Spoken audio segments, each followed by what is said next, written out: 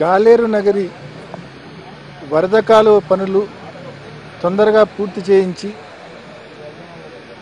గండికోటకు కృష్ణా జలాలను తెచ్చి తద్వారా దాని కిందున్న ప్రాజెక్టులన్నింటికి కూడా ఆ నీళ్ళు ఇచ్చి ఈ ప్రాంతంలోని కరువు పరిస్థితులను తాగునీటి ఎద్దడిని మరి తీర్చమని చెప్పి అనే ఏకైక డిమాండ్తో మరి కమలాపురం ఎమ్మెల్యే గారితో పాటు కొంతమంది రైతులు దాదాపు 4 రోజుల నుంచి నిరాహార దీక్ష చేస్తూ ఉన్నారు.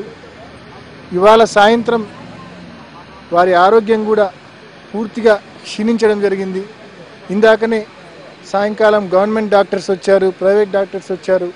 అందరూ కూడా షుగర్ టెస్ట్, బీపీ టెస్ట్ అన్నీ చేశారు. షుగరు దాదాపు 50కి పడిపోయింది.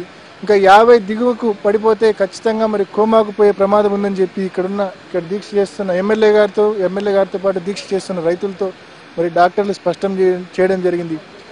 మరి ప్రాణాల మీదికి తెచ్చుకొని కూడా మరి సాగునీటి కోసం, తాగునీటి కోసం మరి దీక్ష చేస్తూ ఉంటే ప్రభుత్వ అధికారుల్లో ఏ మాత్రం కూడా ఇప్పటికీ ఇంకా చిత్తశుద్ధి కనిపించడం లేదు.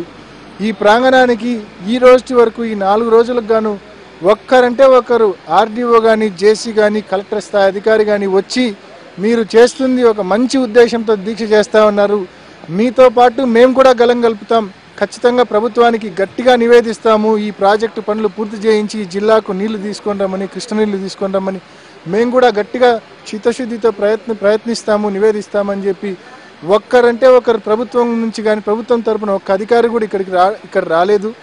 మరి ఈరోజు ప్రభుత్వం యొక్క చిత్తశుద్ధి దీంతో స్పష్టంగా కనిపిస్తూ ఉంది, స్పష్టంగా అర్థమవుతూ ఉంది.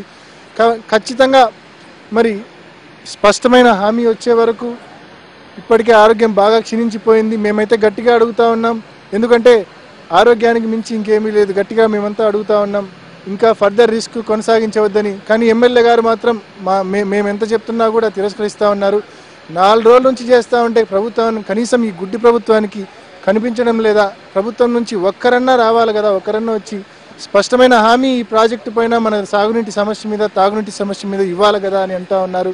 మరి ఖచ్చితంగా ఈ ఉద్యమం అయితే సాగునీటి కోసం, తాగునీటి కోసం ఈ ఉద్యమము, ఈ దీక్ష మేము ఖచ్చితంగా ముందుకు తీసుకెళ్తాం, కొనసాగిస్తాం.